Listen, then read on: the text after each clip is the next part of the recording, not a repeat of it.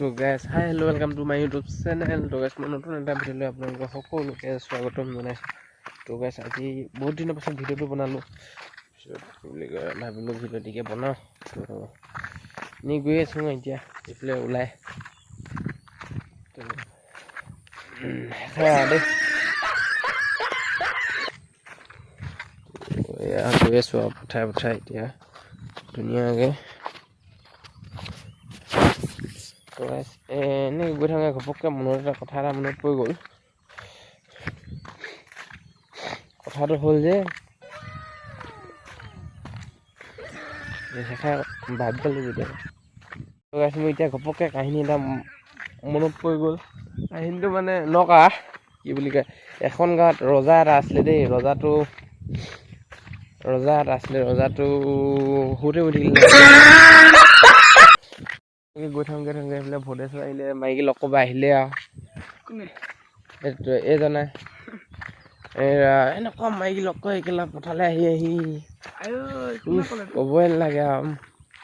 মই দেখিছোঁগে যে তোক লগ কৰি থকা, তই মাৰি বগৰীত লগ কৰি লৈ বগৰীত লগ গৈ পূৰা মাইকী লগ কৰি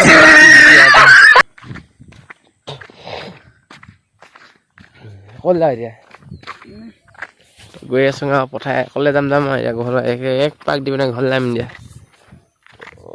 খাই আৰু মানে সকলো মানুহৰে এটা হেৰি থাকে আৰু দেই, কি থাকে যে সকলো মানুহৰ এটা উদ্দেশ্য থাকে, মানে সেই উদ্দেশ্যটো উপনীত হ'বলৈ। ঠিক তেনেকৈ মোৰ এটা উদ্দেশ্য আছে, সেই উদ্দেশ্যটো হ'ল ধ্বংস হোৱা।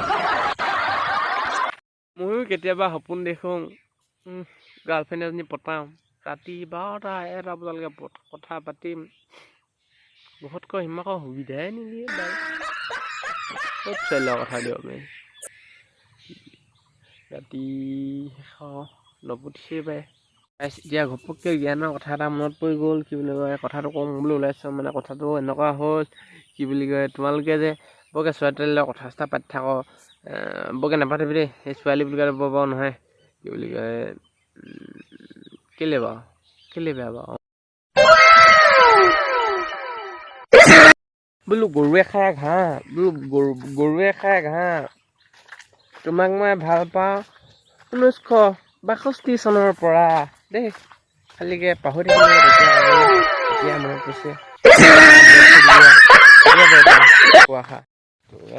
আৰুনো কিটো বনাবি, এনেই আৰু অকণমান বনাবলৈ চেষ্টা এটা কৰি চাইছোঁ আৰু কেনেকুৱা হৈছে নাজানো। তো আদিত্য মালো খবৰ কৈ থাকক, মালো কয়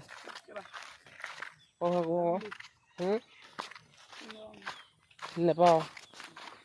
তো গাইজ ভিডিঅ'টো চাই কেনেকুৱা লাগিলে জনাব। তো এনেই বনাবলৈ এনেই চেষ্টা এটা কৰিছিলোঁ আৰু কেনেকুৱা হৈছে নাজানো। তো ভিডিঅ'টো চাই ভাল লাগিলে লাইক কমেণ্ট শ্বেয়াৰ ছাবস্ক্ৰাইব কৰিব, লগতে শ্বেয়াৰ কৰি দিব। Bye bye.